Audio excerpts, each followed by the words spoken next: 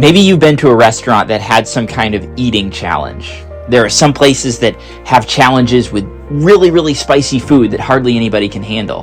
There are other places that have gigantic food that hardly anybody can eat all of.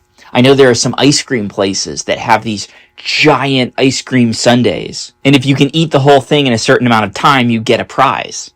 That's usually how eating challenges go. Whether it's something super spicy or really big or whatever, somebody has to eat it in a certain amount of time and then they'll get recognized. A lot of places have a wall with pictures of people who have completed the challenge.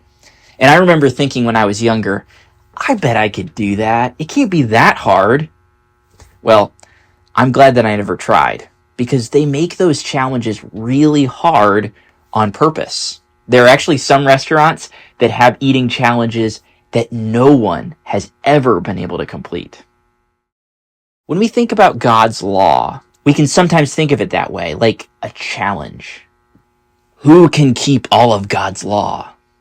Well, if God's law were a challenge like that, I can tell you that there's only one person who would be able to have their picture on the wall. Jesus is the only one who has kept all of God's law.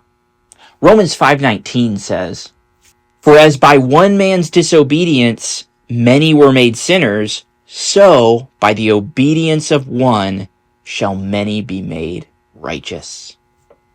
None of us can keep all of God's law, but because Jesus did just that, there's a way for us to come to God. Not because we're righteous, but because Jesus is perfectly righteous.